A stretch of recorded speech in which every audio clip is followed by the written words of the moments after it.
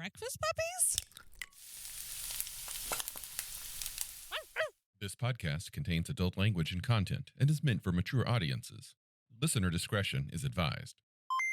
Well, you just go on there and keep on listening to the Glitterbois.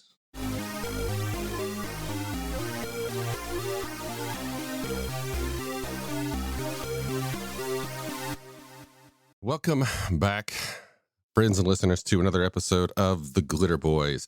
This is NPC. Today, Matthew has been unable to make it when scheduling has been difficult because of life and its complications. But thankfully, on the very last minute, I was able to get a previous guest host to come back. Just Jacob. Hello. Yeah, both of us went to WagonCon, me and Jacob, back in beginning of this month. Mm-hmm. Had a grand old time. Oh, God, it was only the beginning of this month. Yeah, it was only the beginning of this month. And then right after I got back home from WagonCon, I got COVID, which means I probably picked it up at the convention. But COVID resulted in me losing my voice and my will to do much of anything for several days. And then by the time that I was coming back out of it, Matthew's voice was gone, and he's been going through some sickness and stuff. So scheduling has been a gigantic pain in the butt. Yeah, but hey, it was a great WagonCon up until the aftermath. It was pretty awesome. I ran 2 sessions this year. I ran a Palladium fantasy session, and I ran a Nightbane session, and both were very good. What about you, Jacob? Well, I ended up, so it was my significant other's first time at WagonCon. And honestly, it was also pretty much their first time actively participating at a gaming con. Oh. And so I was helping the newbie learn the ropes and such. And it was awesome. I have never been more thankful I missed a bunch of Rifts games, since that appears to be where the ground zero for the COVID was. Well, yeah, my partner got it, and I got it, and Buckley, one of the hosts, got it, and apparently he says other people, but I didn't really catch or follow up on any names. Yeah, well, it happened. I ended up getting to run 1 game session of Delta Green. I had hoped to run more, but due to a lot of things going on, there was not as much time to prep ahead of WagonCon as I had hoped. So I was only prepped for 1 session, and it went swimmingly. Yeah. And I look forward to doing more next year. What's a quick synopsis of Delta Green? Delta Green, the very quick synopsis is, imagine, and there's a huge backstory here. We'll keep it simple, and I know there will be screaming in the comments about this from anyone who's a Delta Green fan, but imagine X-Files meets Call of Cthulhu, and that's the entire thing. You're agents of the government working in a entirely deniable black program that is attempting to contain eldritch forces. Okay.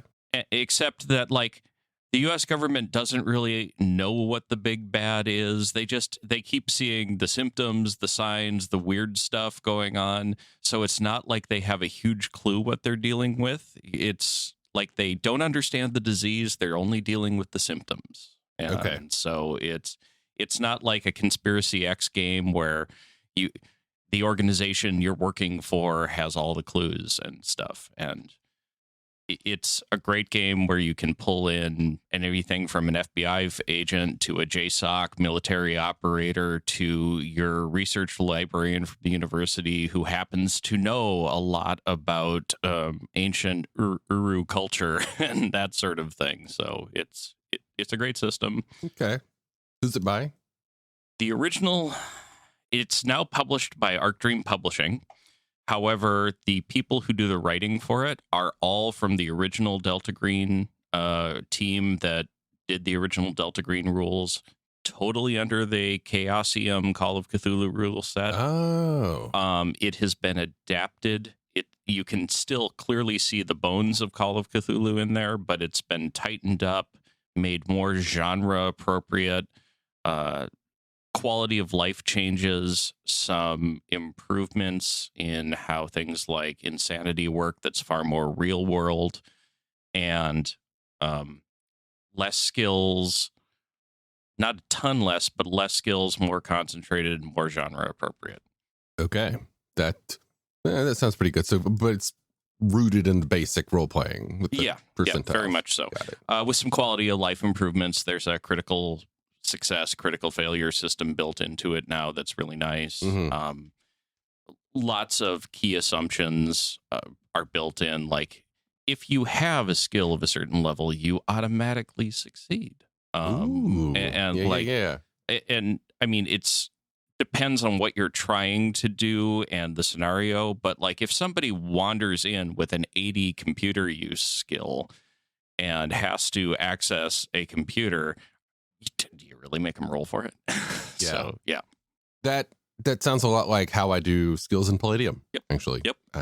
The inspiration that I got was rooted in a game called Unknown Armies, where just having the skill at even a small enough base percentage was enough to let you just do it in most cases, you know?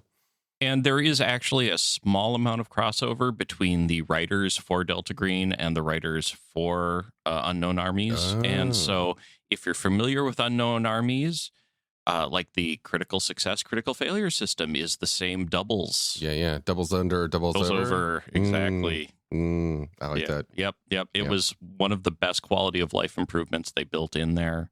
Yep. So, well, getting us back to the topic at hand of Palladium games, we today are in our recording session going to do several episodes, kind of probably shorter episodes where we focus on individual game mechanics of the Palladium system. Lately, and as lately I mean over the last few months, I see recurring questions pop up in some of the forums and some of the chat rooms of how do I calculate this, or why are my attacks sucking, or why am I not as effective as I think my character should be, and why does this guy do way better even though he's not really on paper that much better. So a lot of that has to do with figuring out your numbers, knowing where they go, knowing what adds here, knowing what doesn't add there.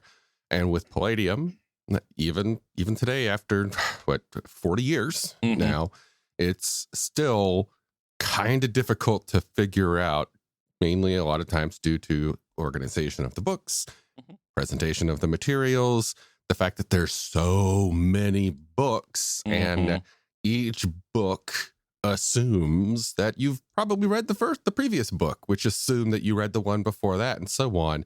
So they just keep adding more. how many Palladium books are out there now? Dude, I don't even know. Yeah. I don't. I think the Rifts, I couldn't even tell you. I mean, Yeah. how many Rifters are there now? 85. 85. I think. So Yeah. we're well within the range of either approaching or slightly over 200 books. Yeah, I think we're at least in the 30s on Rift's World books. Man, I feel like I'm losing my cred here because I couldn't tell you. And my shelf is immediately behind you. I can't see the numbers. And Quick turning around, looking at the shelf that, oh, wow, that looks a lot like an altar. Are you in some sort of cult, man? yeah, it's called fandom. Anyway, the first one we're kicking off today is a discussion on min-maxing, defending it, and tearing it apart in equal measure. So, Jacob, when I had proposed this in our quick conversation online, you had proposed an episode title of In Defense of Min-Maxing. So that leads me to believe that you have some words in defense of min-maxing. Yes. I honestly, if it's appropriate for the type of game you're trying to run, and when I say type, I'm not talking rule set. I'm talking the style of game, high cinematic action or competency porn games, really leaning into allowing min-maxing isn't necessarily a bad thing. I mean, take a look. John Wick is one of the min-maxed out people out there. Like, his social skills ain't great. We know what his dump stat was, but oh my God, is he like a combat savant? And so min-maxing has its place, even though I totally understand. I'm not a min-maxer by inclination. I mean, you've seen enough of my characters at the table to know that I kind of actively avoid it. But the fact is that there's a place for it. And if it's done well, without leaning over into the power gamer, it's got a place. I mean, the only time I really find min-maxing to be annoying is when it's also paired with a rules lawyer. Yeah. So, okay. If you would, Jacob, we're assuming that people who are listening even know what we're talking about. And being a niche fandom podcast, that could be a safe assumption. But on the off chance that someone doesn't know what these words we're using mean, Jacob, can you tell me what min-maxing is? So usually when we're talking min-maxing, you are doing whatever you can under the rule set you're playing under to make your character as inhumanly good as possible in a very small section of skills or abilities or outcomes. Like, I want to be min-maxed with a sword. I want to be min-maxed in combat. And dumping all your worst stats, ignoring all of your potential good stuff in another area, picking the racial character class that pairs the absolute best with your occupational character class to get a desired outcome. That's min-maxing. And I think today we would refer to that in a much more, or in a much less controversial light, as building. Like, oftentimes, especially with something like 5th edition D&D, or really any of the D&Ds in the last 2 decades, you are encouraged to optimize, to build. But really, that's just min-maxing. Yeah. You're just putting the right numbers to get the most numbers back from the system. Well, I can't speak authoritatively to D&D 4th edition. The rise of acceptance of min-maxing or quote-unquote optimization really started to break out in 3rd edition Dungeons and Dragons. Yeah. And definitely came out strong in 5th. Oh, and Pathfinder was just... Oh, Pathfinder's nothing but. Yeah. Because I do remember the term from way before then, but oftentimes, so min-maxing when I was first getting into RPGs in the realm of Palladium Fantasy 1st edition and AD&D 1st and 2nd edition, min-maxing was a term that we threw around, but I remember it was often conflated with 2 other terms: power gamer and munchkin. So, at the time, those 3 terms were largely synonymous. That there are, deeper nuances and to what someone might mean if they choose one term over the other, provided they know all 3 terms. But at least back then, before things like 3rd edition really became really brought it into the limelight, those 3 terms were largely synonymous. These days, I almost never hear the term munchkin anymore, ever, except outside of a game by that exact same name. And power gamer has taken on a different connotation to mean somebody who just wants to be in the scene at the moment, stealing the spotlight. They have to be the best. They have to kick the most ass. They have to get the best treasure. That is a style of play. So, not sure where I was going with that tangent. Well, I mean, it's good for historical reference, and I think it actually sets the groundwork for, I think, where we're going on this conversation. Because, like I said, I don't inherently see anything wrong with min-maxing as long as it fits the game, because it does allow the creation of those over-the-top characters who are defying the odds through a massive level of skill and ability, and the being more than the right person in the right place at the right time with the right tools. Yeah. So in Palladium's rules, let's take into account the modern edition. So we're looking at Second Ed Fantasy. We're looking at Rift's Ultimate Edition. We're looking at the later stuff that is all more or less in line with the Megaverse. Let's just go with Rift. In Rifts, the basic approach to min-maxing, I find, tends to start with your choice of race. Looking for the best combination that you can get, and then mix it with the class. But let's ignore races for now and just go with a default Rift character, which assumes you're human. Proper min-maxing in that system as a human is built upon the assumption that your GM does not enforce down the line stat rolling. It's a lot more difficult to do to min-max when you have to let the dice lay where they fall and total them as is. I would say that from my experiences playing and running, the most common,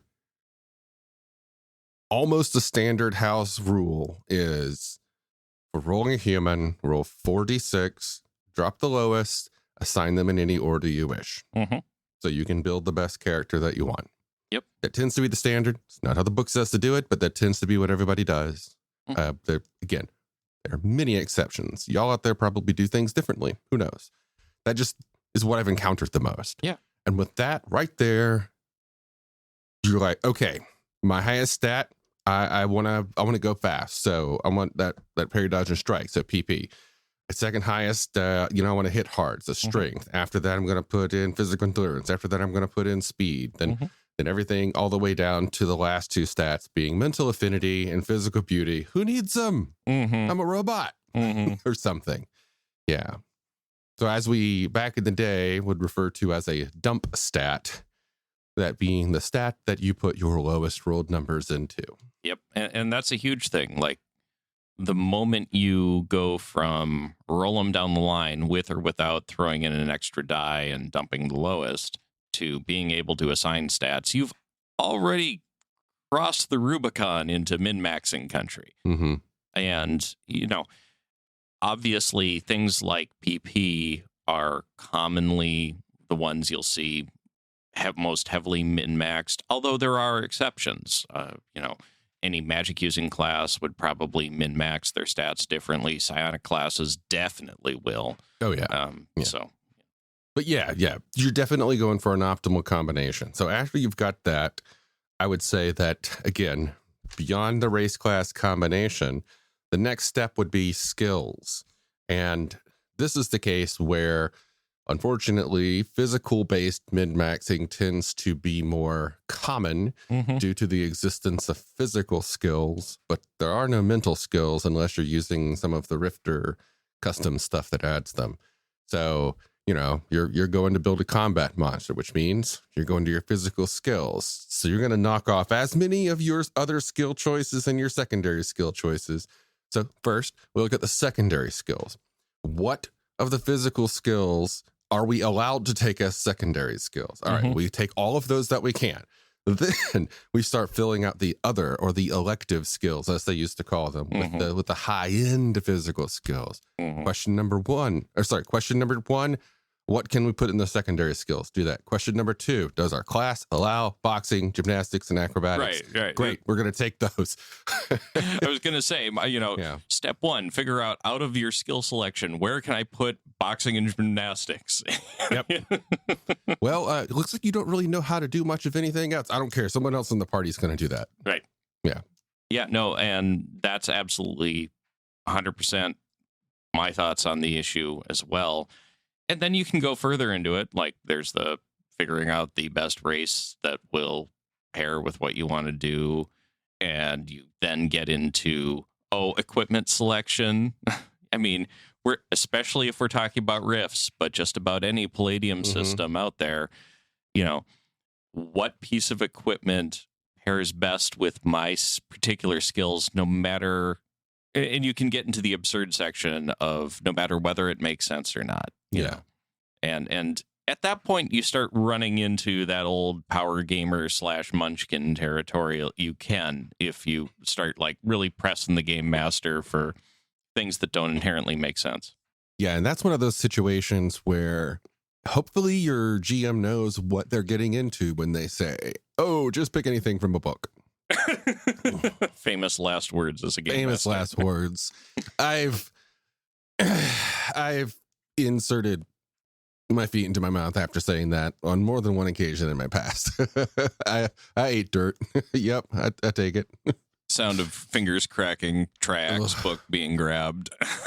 Yeah. So we were going to be talking about defending and, tearing it down. So what is your defense of min-maxing? Oh, simple. Like I said at the beginning, there's a place for it. There is a place for those over-the-top cinematic level characters who can throw down at things that are beyond your normal achievable results. If you're just doing straight rolls, you're suddenly putting characters on the field who can stand toe to toe with entire platoons of dead boys and walk out the other side barely sweating. And you can have those. It's harder with psionics and magic users, but you can have those characters that are throwing powers and spells all day and dealing with the effects of strain and successfully mind controlling people and all of that. So. Yeah, it can be a lot of fun to see an effective mechanical set of combinations play out. It can be really fulfilling to actually get your murder hobo on. To get your murder hobo on, to get your complete, Frankenstein's monster kind of beefcake character out there on the table and just totally dominate that thing that you're good at. Or, it can be really, really, really fulfilling to see your alpha strike take flight. Yes. And I've been guilty of this many times in the past of, focusing almost entirely on mechanical efficiency and not so much on anything else. Parents don't have them. They died. What about friends and family? No. Have wife and family? They're dead too. All I am is a sword. A sword in the arm that wields it, and a +17 to strike at level 2 or something. I've played that character, and these days I don't find that all that fulfilling anymore.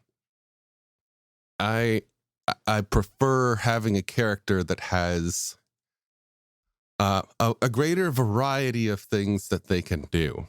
Like if I'm going to sit and look at my sheet and get some inspiration of things to do, I want a smattering of, a broad scope. Mm-hmm. Well, you also pointed out one big differential that makes min-maxed characters more acceptable and more fun for the entire group at the table. When you don't do "there's nobody but me, my trench coat, and my katana." When you actually have a min-maxed character who's got a fleshed out background, who's got a deep lore behind them, you can achieve the same results, but it feels better for everybody. Oh, why are you this maxed out, gunslinger from the Wild West book in Riffs? Well, it's because I come from a small community where I was the guy who was called upon to keep the community safe from bandits, outlaws, DBs that were prowling around the edges of it. I had the natural gifts for it, and I've devoted my life to protecting my community, my wife and kids, and my extended family. And suddenly, the same character with the same stats suddenly feels more full. Mm-hmm. There's more of a reason for it, and it puts drives in there, and it helps the party feel like you're less of a one-note character, even though mechanically you kind of are. There's more things for the game master to grip upon. And that's why min-maxing isn't bad always, because if you pair it with introducing a rich character that's not just I kill things and that's all I do. Yeah. When you choose to, where am I going with this? When you're building a character and you're selecting that list of skills, a good way to take a min-maxed character and give them just a little bit more personality is to, instead of filling out your secondary skill list with every single physical skill that you can get to boost those numbers, consider adding a handful of just really weird skills that you got from somewhere, and then develop a story about why you have this skill. And we're talking not even adventuring skills. Like, if we're looking at Palladium Fantasy, because that's where my brain has been lately, because I've just started a first edition game, breeding dogs.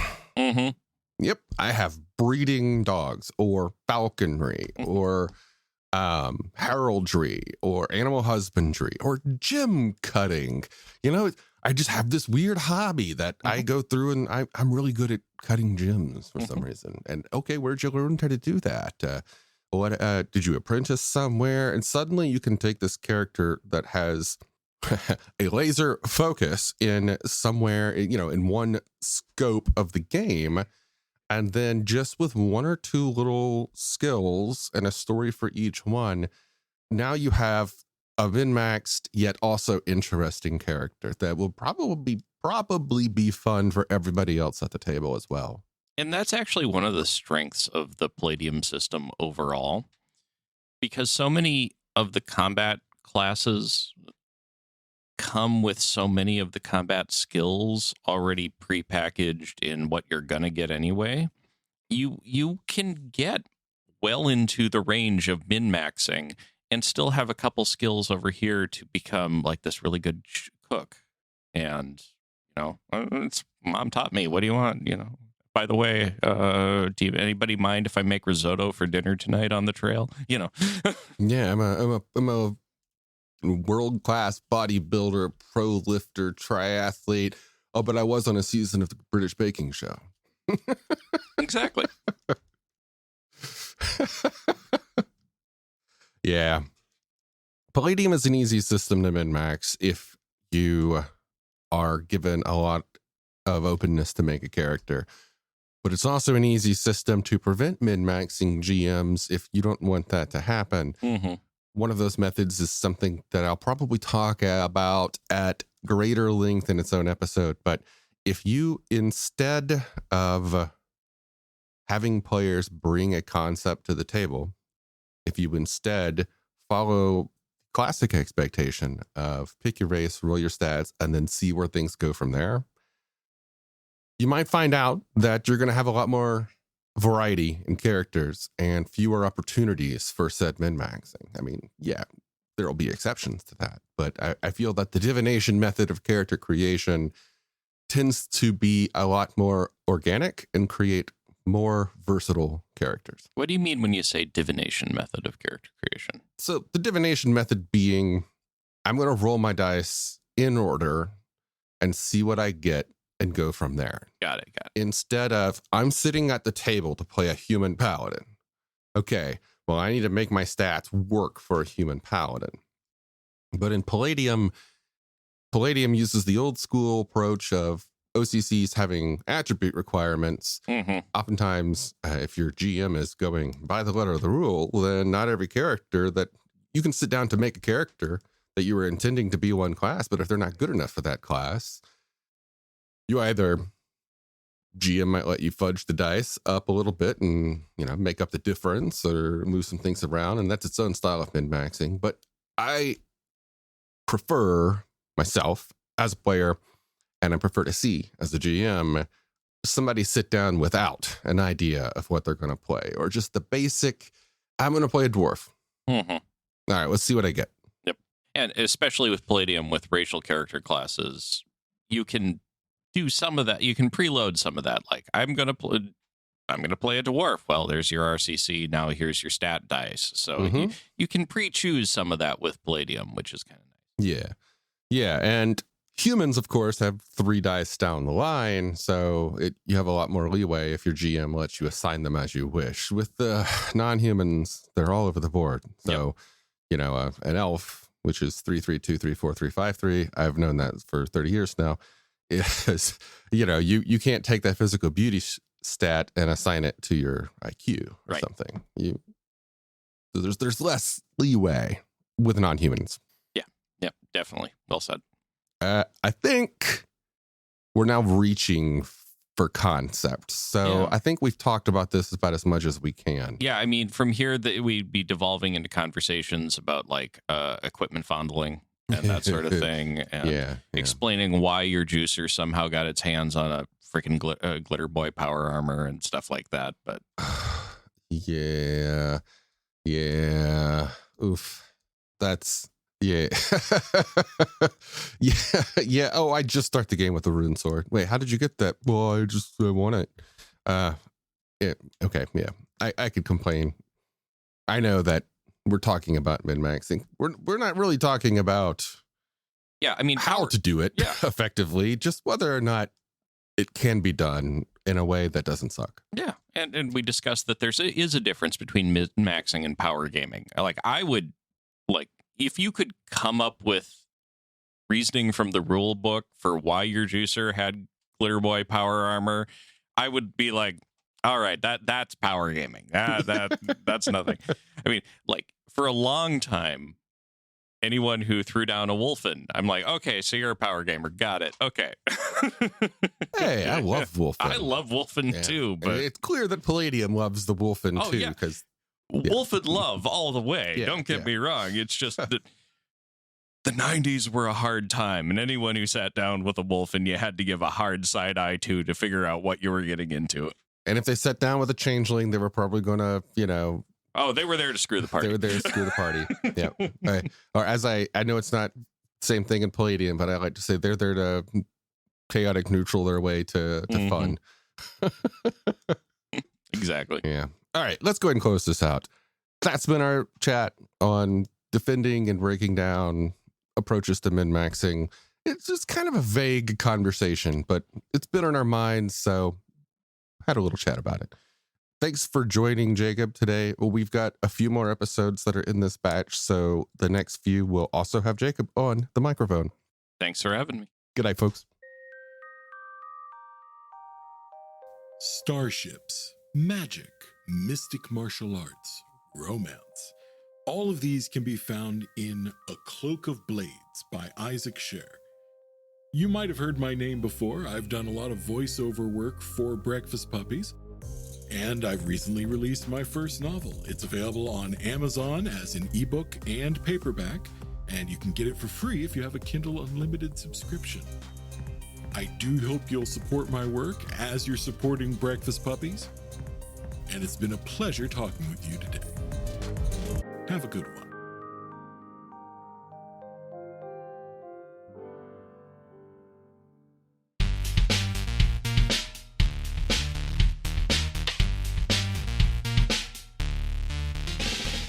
You've been listening to The Glitterbois, a Palladium Books fan podcast. Glitterbois, Rifts, the Megaverse, and all other such topics are the property of Kevin Siembieda and Palladium Books. Please buy all their stuff and help keep them in print and making more games. You can order directly at palladiumbooks.com, and their entire catalog is available digitally at Drive-Thru RPG as well. Our opening music is 8-Bit Bass and Lead by Furby Guy from freesound.org. This closing music is Caravana by Philip Gross, available at freemusicarchive.org. All sound effects used are self-made or acquired via Creative Commons Zero license. If you like what you have heard, find us on Twitter and Facebook as The Glitterbois. That's BOIS. And check us out online at breakfastpuppies.com/glitterboys. And also join us on the Breakfast Puppies Network Discord at breakfastpuppies.com/discord. And if you want to help us out, please spread the word and help us build a community. Thanks again for listening. We'll catch you next time.